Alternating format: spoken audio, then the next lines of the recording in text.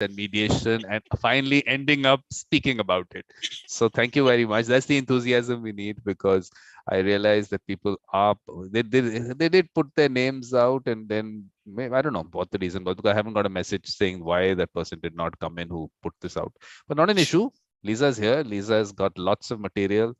So Lisa, but you know this drill. You can't come in up till you don't tell us about the conference. So that's what it's about. So yeah, now I'm doing on. Okay, so this conference, awesome conference, but every conference is, because really this is a time for mediators to come together and talk about different topics that excite them or that they're interested in. So this one, it started with Ken Cloke, of course, kicking it off on his birthday, part of the dispute resolution revolution. Da, da, da, da, da. Although I'm not a real fan of revolution, but for dispute resolution, why not have a revolution? And so we are now like in the closing weeks, I think. No, yeah, And next week is the last one. Yeah. next week is the last week. So this is your chance. And if you miss it, know that you can always find, or you have to leave before and you really wanted to hear something, you can go to Mediator Vikram's YouTube page, subscribe to his YouTube page, and you'll get notifications, and you can always watch it later on. He's got, I don't know, he's probably got the most videos of any channel I know. So you can find anything you want on his page. So subscribe. So, hey, do I get paid for this, commercial I'm giving you? You're not supposed to talk about that. You know that you're not supposed to talk about it. Payment arrangements are to be spoken separately. I'm just teasing. You know that. Everybody comes on here and it's all there like that. It's all out there. Perfect. So basically today we're talking about the arts and mediation. And Lisa, from here onwards, it's you, and you're talking about yourself and the topic. Please take it forward.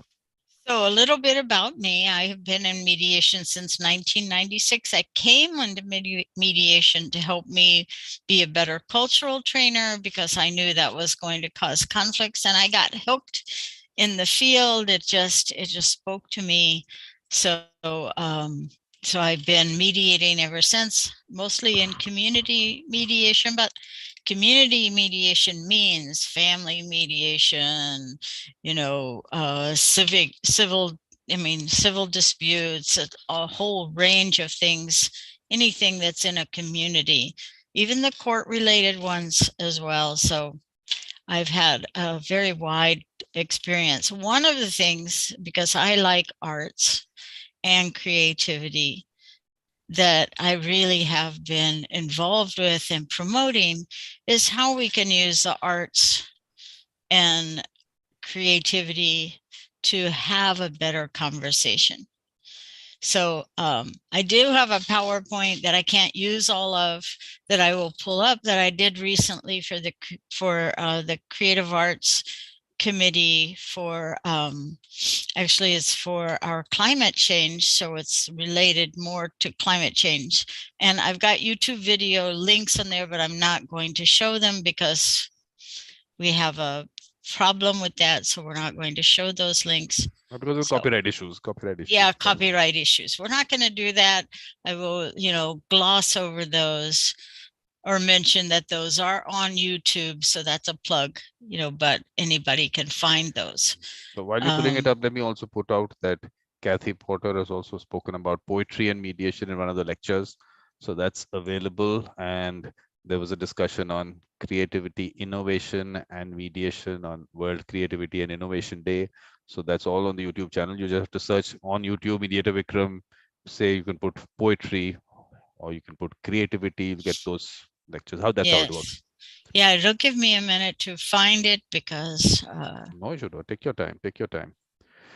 So this is what it's all about. It's lecture number 16 by Kathy Porter. So please have a look at that. And Lisa, now there are about, I think about 300, almost 330 videos now. So 330. I knew there was a lot. I was trying to go through them. I thought at least, like when I'm doing my YouTube channel, I should link to I should put a link on my videos, and say, hey, I'm so bad and I don't want to promote myself. So I hate that. you're promoting mediation. You're not promoting yourself. You're promoting mediation and mediators, definitely. Yeah. So I was like, then I was trying to think, which one should I link to? I can't link to all 330, or I could, I don't know.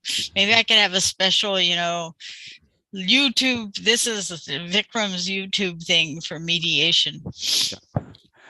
Yeah, I think we need to. I don't know. I think we need to maybe put. I think maybe a promotional something. I think maybe for people to know what all there is, because actually there's too much content. Okay, so is this here now? Yep. Did I get it? Yep.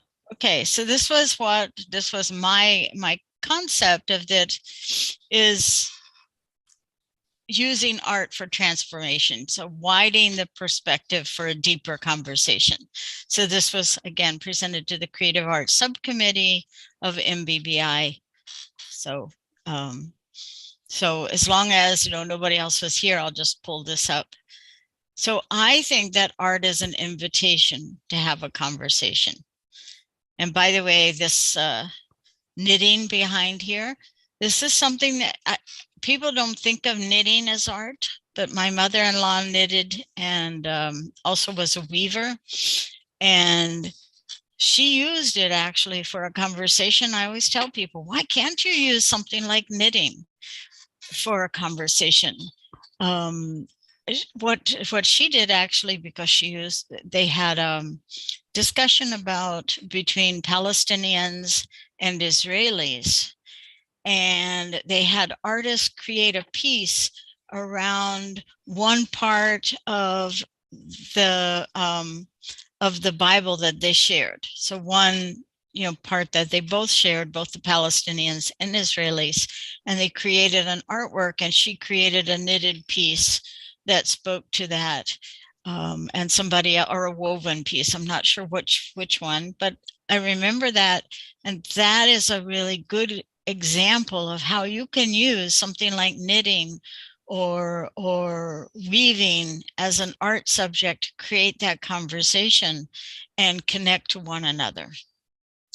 So this was what I was trying to do, was try to bring up all the creative ways, because one of the things that I think is that art really has a way of engaging all of our senses instead of limiting us.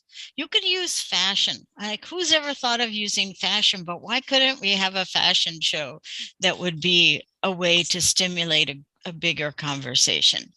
And I think that's been done.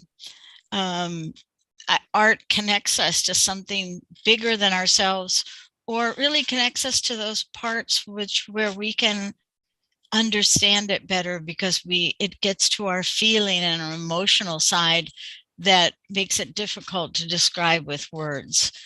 It also connects us to something outside ourselves. So, for me, it's that innermost caverns of thought and feeling and passion is what art touches to, but it helps to bring it out in an easier way. So this, by the way, little picture is someone made for me, because she loves nature. Be the change you want to see is, of course, a Gandhi saying. And I like the little bees that she put in there and how she did it, and it makes me smile. So I love the art that she created for me. She does this finger painting with a lot of fun and passion. What's her name? You want to tell us her name or no?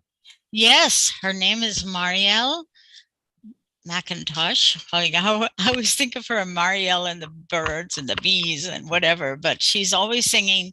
And I do have permission to use a little bit of her video, but I don't know if I can use it on here or not.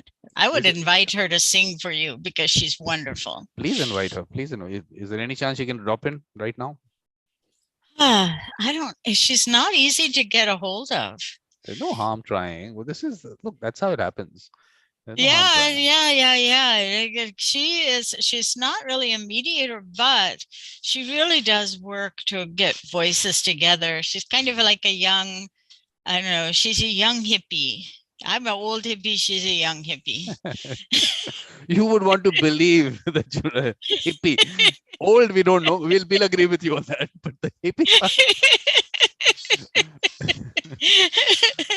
She's just got that spirit that when I was doing chemotherapy, she does these little videos and sings and this artwork, and I would watch her videos and it would make me smile. It got me through chemo. So I have a really strong connection, like, oh, I need people that make me laugh and smile around, because she makes you laugh and smile. Let me see. Where would I find her? I don't. She did. Like I can only find her on. That's the thing. How do I find her? She never gave me her telephone number, so obviously she's afraid I'll call her. Hippies don't want to give their numbers. Maybe they don't have numbers. Maybe they want to cut off from the world. Like she's probably thinking, "Oh no! She better not call me." Anyway, I think art. Now, here's the thing. I think art is a resolution between our outer and inner forces. That's what I was saying, and I think it really is. So that's why I think it's perfect. So, just as an example, so I'm going to do this. I don't know how to find her at the same time. Let me find her. Okay, you do some talking, Vikram. Well, and then I'll come back. When you want me to read out the poem? Let's see how well you read it, because that's my poem. She stood in front of me, icon of a past passing, jagged edges screaming of loss and change. In the heat of the moment, a reminder of what had been, and maybe she was not alone. Fallen companions lay strewn across my path, pretending to be normal, a new not normal. Guardians of the universe powerlessly watch as we dismantle and then ask, how did this happen? And the trees wait to drown in putrid air as we fail, finalizing the fatal fall. By Lisa Singh, right? Is that how it is? Yeah. Okay. Now you will read it out. Slash Lisa, because when I sign a poem, and I'm going to tell you, slash Lisa, because when I was growing up, I learned typing. That's the old style, right? And when you type something, you used to do slash and the L or initial, and then they would know that was the person who typed it. So when I was writing, one of the problems I have with this automatic correct now is it doesn't do it the way that I like to write. I would have no capitals, because I'm not a capitalist. So I don't believe in capitals. And this is taking it too far. That's taking it too far. And my name too, because the little L, to me, the non-capital spells not using your face, but your inner self. Your inner self is all the little caps. You're the big, the capitals and the big L, that's your face to the world. That's my philosophy. But this is anyway, from the so here's this tree. This is from the recent trek that you went for, huh? With your daughter? This is the tree. Yes, I took a picture of some of the dead trees. And this is the recent one. I'm just saying that this is it is a recent one. Yeah. So when did you went with your daughter on that trek that you said? Exactly. So I put this in my PowerPoint, and then I wrote a poem about this tree. So now you read it out to us. You please read it out to us in your style. She stood in front of me, icon of a past passing, jagged edges screaming of loss and change. In the heat of the moment, a reminder of what had been and may be. She was not alone. Fallen companions lay strewn across my path, pretending to be normal, a new not normal. Guardians of the universe, powerlessly watching as we dismantle, and then ask, how did this happen? And the trees wait to drown in putrid air as we fail, finalizing the fatal fall. Mhm. Something to ponder over. So, okay. Something to ponder over. And of course, this presentation was about, climate change. So I like to, when I'm presenting or when I'm doing something, I like to try to find my own images or something related to that. So I'm not borrowing others. So YouTube can't complain about this. Yes, definitely not. And then I'll not ponder on this. This is some images I found out on the internet. So if you were having a conversation, say a deep conversation about something, you could find public images and this was about how you can use art in mediation. You can find public images that can spark the conversation, especially if you were talking about a topic like maybe you have an environmental spill in the community. You can use images and pictures, to help deepen the conversation, get people to do it, or have people bring their own pictures to help that conversation take place and have that deeper conversation. So it's like, how do we use these things? How do we use art in that conversation, having that conversation?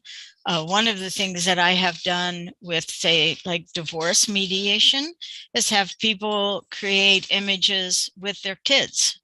Maybe do a little collage that they bring to the mediation table. And the idea of that is to focus them on, what is, especially when we're talking about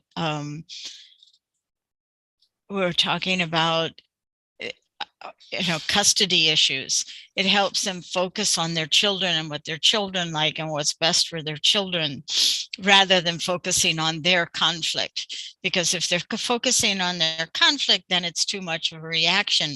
And when you get them to focus on their children, it helps them look at what's best and go beyond that. So sometimes doing something like that can be very helpful in a conversation.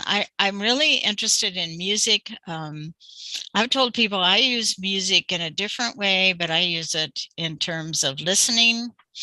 And so we had that discussion before, how you can deepen the listening process so that people can listen more deeply. And you can use music. I find that music, especially if you have people choose a song that they like, sometimes they can choose a song that says what they're feeling in a way that they're not able to say it themselves.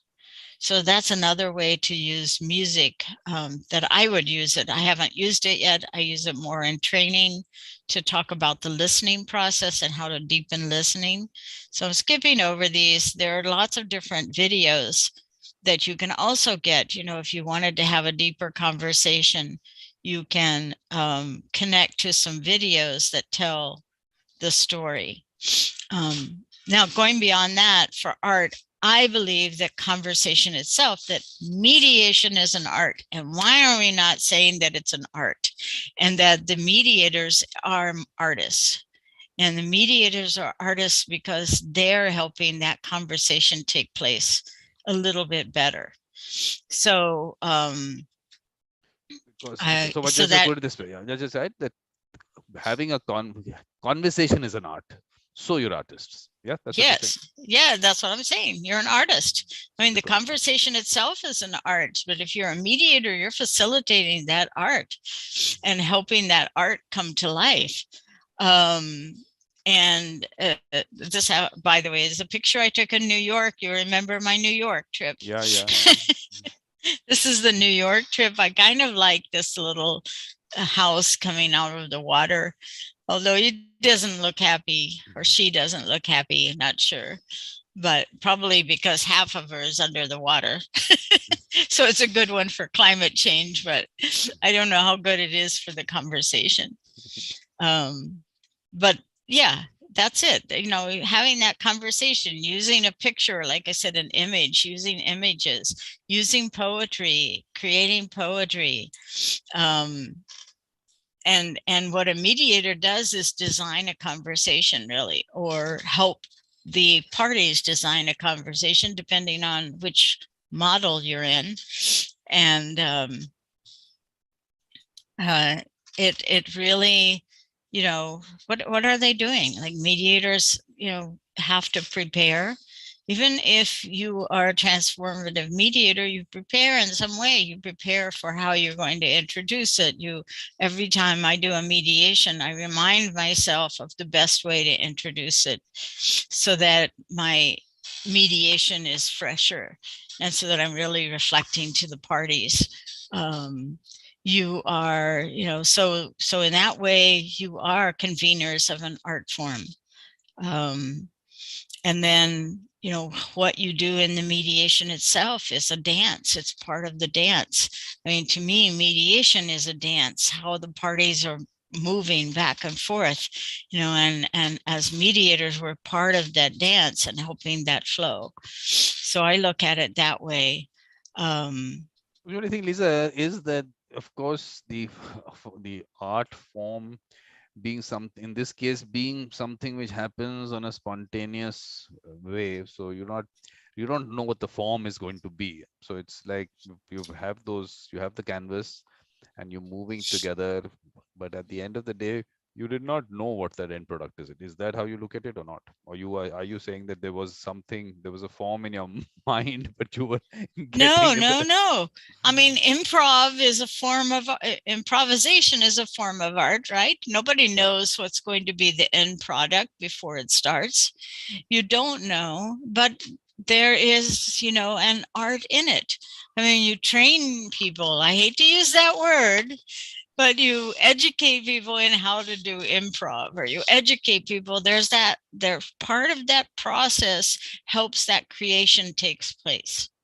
And the more that you are helping that creation take place, as a mediator, that's what you're helping. You're helping the creation take place. You don't know what's going to be the end result, but you know that, in the end, something will be formed or created.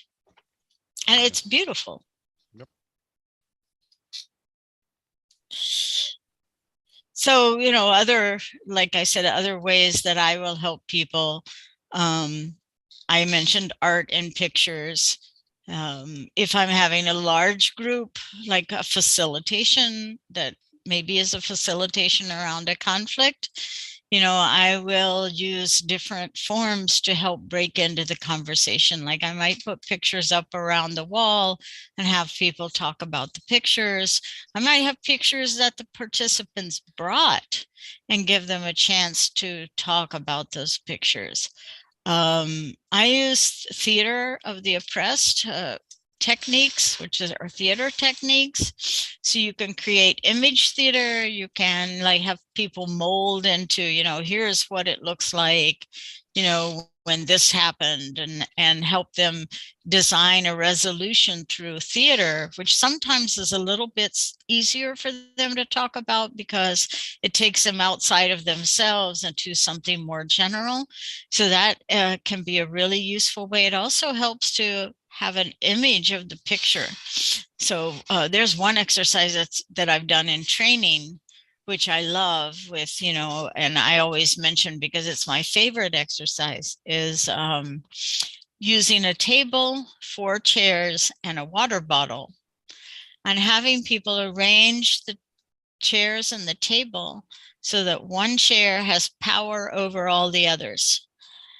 And when you do that, you will find everyone has a different view of what power would look like. And it brings a really, really, really awesome discussion on what power is to some people. And I also then have people put themselves in the image. Where would they be that give them more power? And in that conversation, you'll find some people will get under the table and hold it up, and that for them, power means holding things up. Somebody else will go off to the side and be way, way far off to the side, because for them, power means not having anything to do with anybody else. And so that allows us to see different aspects of the same conversation, but through this image and in a different way. And we know that it's situational, but at the same time, we start to understand that some of these aspects have wide ranging consequences and wide ranging perceptions. So That's another way you can use, theater. And also using theater to have them say, what does resolution look like? Like, if we're going to resolve this, what would that look like? What would that be like? And this is particularly really good for community conversations, maybe not so much for, a contract, but what would be wrong with saying, even for a contract, what would that contract look like? How would you work together if it were a business mediation? That's what I would want to create, that image of what would it look like, because that's probably then how people will carry it out, if that's what they agree on. But the only thing you have to tell us about the theater of the oppressed. Theater of the Oppressed is one of these, it was something that was brought by Augusto Boal. I don't remember the dates. Really, really fun thing. And then he went into, I think he's Brazilian. He went into this communities, and he thought that theater would be a great way to help resolve some of the issues. And he would have these plays put on. And initially, he'd put the plays put on, and then he would have the audience say, okay, how are you going to resolve it? And at one point, he was challenged in doing this by one of the participants, because they said, well, you're up there, you're just sitting there saying, okay, this is great, but now we've got a revolution, we've decided, you just need the guns and everything, you have to come and help us. And he's like, I'm just putting on theater, I'm not supposed to resolve your problems. I'm like, no. So then he changed it, and he created this thing where he had the participants become the actors, and in that way, so that they could find their own resolution themselves. And then it became, instead of spectators, you had spectators, so that spectators became part of the whole process. And then there was more realization that they were also part of the solution. I mean, there was one story that was told in Augusto Boal when he was doing this, like he had this worked out, and he had all of the people say, okay, what's the resolution? And one woman was like really upset because her husband was drunk all the time. And they would come up with some example. Okay, husband comes home drunk, and what do you do? And she would say, you got to talk to him. And so he would, have his actors play out, how do you talk to him? And then she would go, no, that's not right. And then, he would try it again. He goes, no, that's not right. And so finally he said, okay, you get up here and you act it. This is how he got to that point. And when she did, and the husband comes home drunk, she beats him over the head with a broom. It's like, well, that's not what he thought what conversation was. So that's one of the reasons he likes the people themselves to act it out. But you have to tell us about the Joker. What? The Joker. Basically, what they talk about is that it requires a neutral party to be at the center of proceedings. This individual is usually called the facilitator. In his Boal's literature, this role is referred to as the Joker, in reference to the neutrality of the Joker card and a deck of playing cards. I'm reading out. I'm just reading out from Wikipedia. Yeah, but I mean, no, but that is, part of it. The facilitator really is like that. Is supposed to be neutral and not supposed to be one side or the other, because the facilitator is not supposed to lead where it's going to go. He just makes sure that, everyone gets a chance and does that. I think, I like the word Joker because actually, historically, the Joker was someone who told us the truth.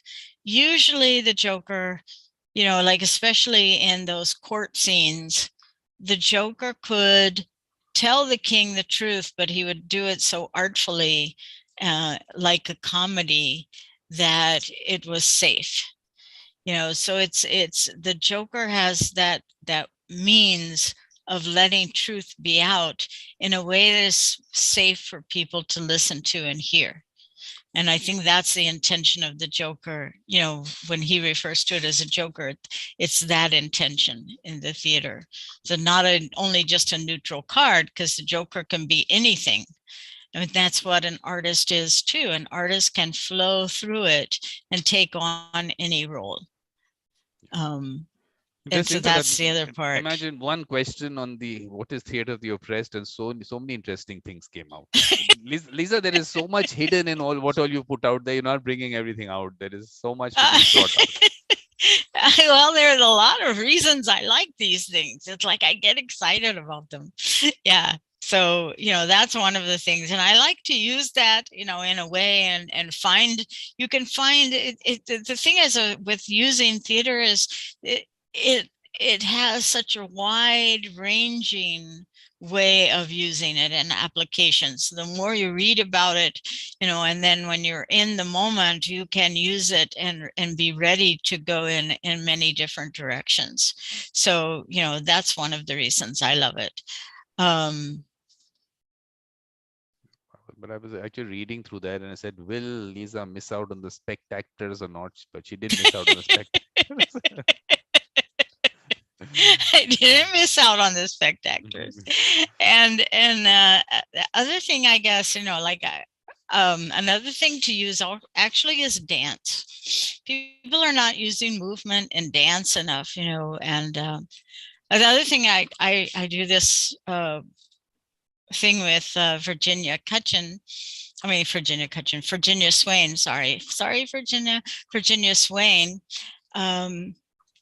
And she uses art. People draw a picture of what you want to see the future look like. So when we're talking about people coming together and talk, at the end, we all create a picture, and it doesn't have to be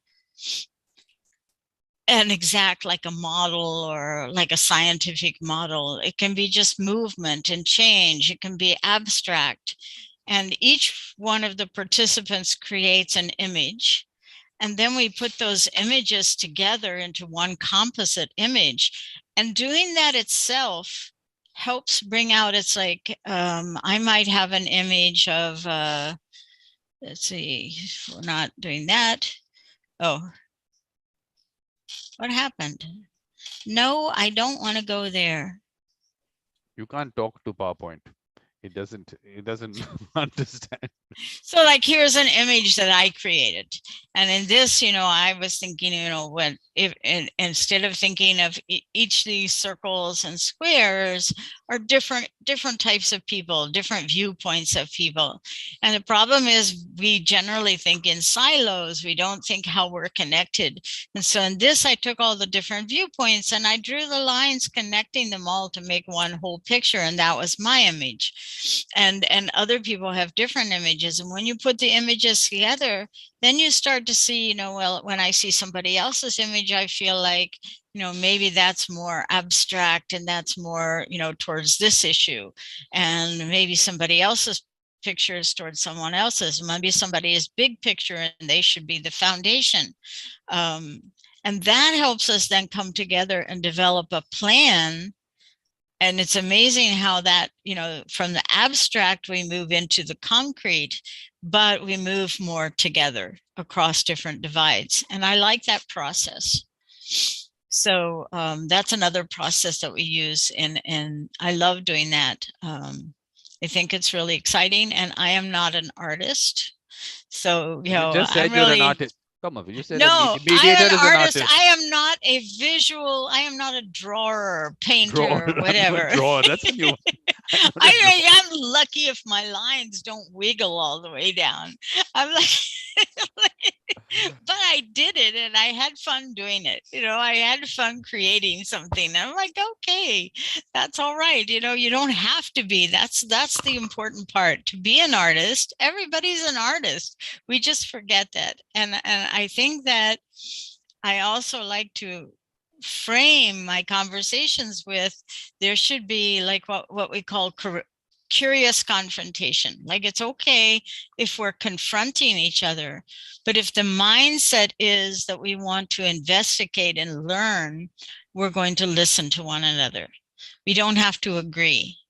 But, if we're listening and agreeing to disagree even, then we're probably discovering and learning. And that makes a much more interesting conversation. So that's one of the things that I said. And that's Marielle. I don't know if you're allowed to use this or not. Should I play Marielle? If it's on My YouTube, better not to. Better not to. Then it'll otherwise say that a copyright issue there, and not yeah, that I don't want Mariel is that. not going to. Mariel is not going to object, I'm sure. But why have Yeah, something lying there saying copyright claim or something? I know. I'm trying to promote her. Like she should be. She's not available because she didn't answer. She doesn't check Facebook that much. Perfect. No So, problem. We'll but get her yeah, in. I mean, Yeah. Yeah. some other time. Yep. But yeah, she's really spirited and fun and makes nice music. She makes up her songs. Sometimes I think she makes them up as she goes along, or used to, but some of them she has thought about and now she's got set. Others she just sort of created on the fly, and I love that about her. Um, That's yeah. so You I have to mean, I get. You think have to get that's her. it. Yeah. Yeah. You have to get her because I also do that sometimes. I just have a song playing and I'm making my own, putting my own words to it. So I have to hear that. it just depends on what that thing is all about at that point. Yes. But the only thing is that is it because I don't even sometimes understand what the words there are? So, But I'm thinking this whole idea, I think you should get your daughter involved with fashion in mediation. How do we use fashion to have a mediation? sure. I think that would be a really interesting topic. What kind of thing are you looking at? How are you looking at it? Well, I was reading yesterday and I can't even remember this guy's name. What is it that's a new fashion designer? Everybody's really wild about his it's Subsuch or something Sabyasachi. like that. Huh? Sabyasachi. Sabyasachi. Sabyasachi. Sabyasachi. Yeah, Sabyasachi. So popular, right? But he's making a statement. Hmm. He's making it not he's not just designing, he's also making a statement in that. And so if you think about that as a statement, if you think about fashion as a statement, then what statement, how do you then get maybe there's two different statements, how do you get those resolved? How do you have that conversation about that statement? In that way you use fashion. You have a fashion show, and then after that you have a discussion around a topic. Yeah. But what That statement could is he be making? really powerful. What statement is he making? He's really emphasizing a reemergence of ethnic design and taking that a little bit further and having that conversation, about why are we letting go of some of the past, bringing that forward. Okay, so he's doing to fashion what I'm doing to mediation. Yes. But you never said that. You're Why making a not? statement. You never said that.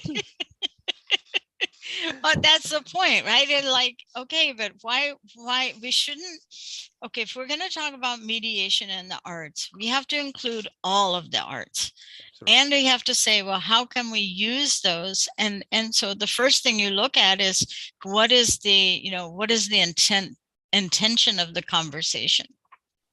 So in some conversations, especially multi-party conversations, multi-ethnic conversations, then you can use art to really bring the parties together, to highlight the different aspects. And it's safer to talk about our differences through art, because if I'm talking about an art piece, I'm reflecting what I believe, but it's a little safer for me to talk about it because I'm talking about the art piece, right?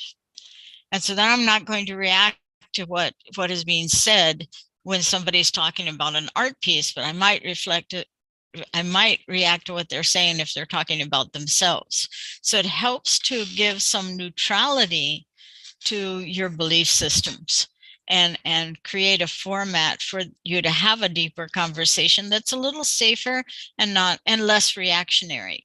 And then you can move into the conversation once you've established that, you can move into the conversation and people have a better understanding of one another. Yep. But I was just going to tell you that you might not be able to be a part of it. It'll be a little late for you, but there is a discussion on ethnic disputes and mediation on the 29th. That's at 12 o'clock India time, 12 p.m. It's a time. Yeah. I mean, I'm now that I've trained in that and I'm working in that part. Do you want to do it again? Is it later in the day? No, 29th. Ethno-religious. You can do ethno-religious. That's what you're doing, huh? Yeah, ethno-religious dispute resolution. Let's do that. Let's do it. Let's do that at 6 o'clock. Because that slot is available on Monday. So if we can do that on Monday. You want to do that on Monday, 27th? 27th. Okay, sure. Ethno-religious disputes and mediation. Okay. Right? Okay. So yeah, sounds good. Because this was something that Rosanna, who's in Kazakhstan, she was talking about it, and there was one episode of Talking Books with Ken. She was in that, and she was asking Ken about it. And I kind of discussed that with her in Conversation with a Beautiful Mind. So I felt that this is something she's working on it, she's studying it. So let's have a discussion on it. Good. I mean, we need more of that kind of discussion, really. I don't know. There's no easy fix, but yeah. Okay, so you got that noted? Got it noted. Perfect. It's on record. It's on record that you you accepted it. So. Oh no. Yes. Uh-oh. You better send me a reminder. 6 o'clock, you said. That's 8:30 my time. That's early in the morning. I'll be there. Come on, Lisa, you can do this for mediation, so not a problem. So Lisa, with a kind of a closing kind of thing we'll have to do, because the next session is going to start soon. Okay. So what would you like to tell us on the larger picture? I think the larger picture is think of art as a wider discussion, and think of it, not just limited to what we consider the arts, because even mediation is an art form, and art in general is the expression of the inner and the outer self. Perfect. So basically open your mind in relation to the process. Don't limit yourself based on some understanding that you might have come in. And Pascal is here. Pascal will also be able to add some value before you end the session. Hi, Pascal.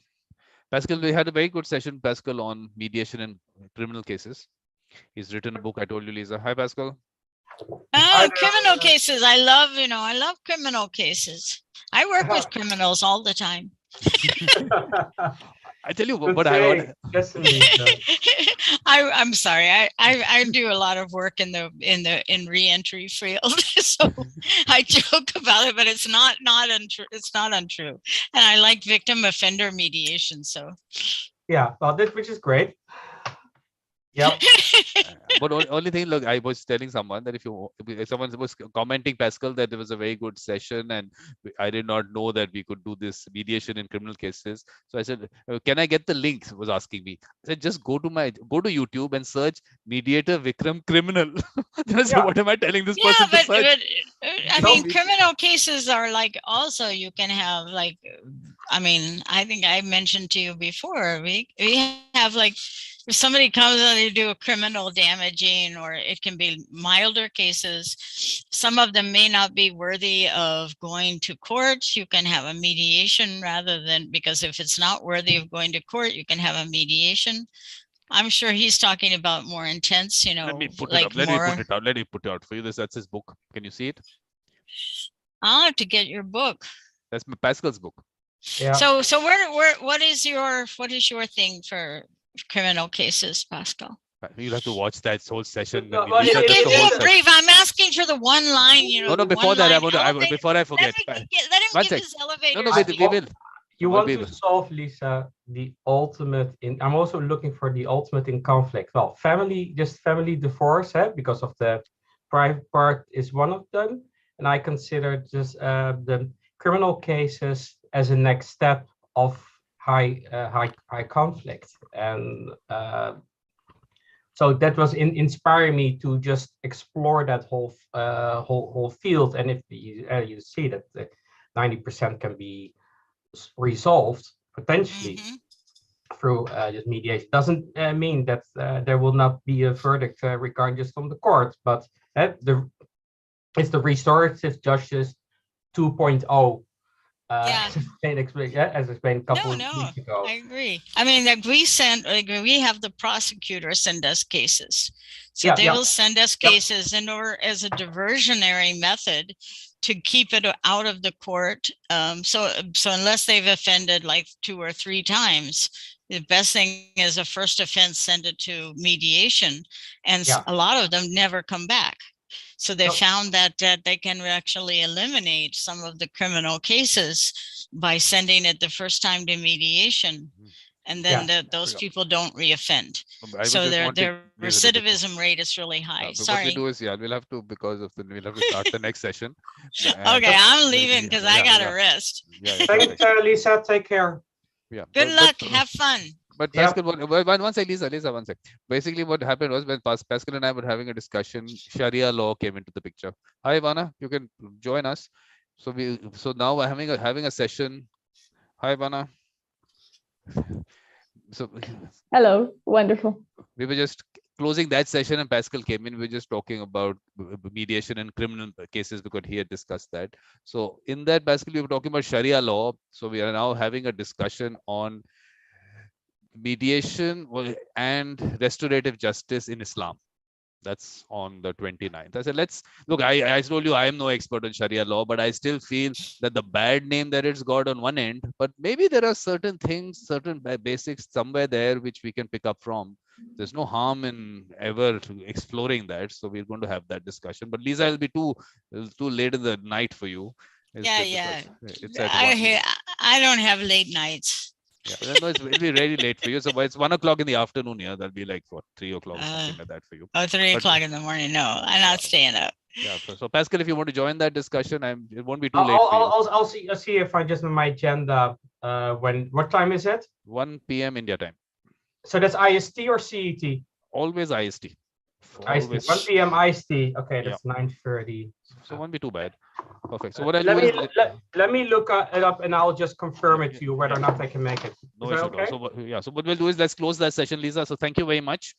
Always a pleasure speaking to you and you're dropping in.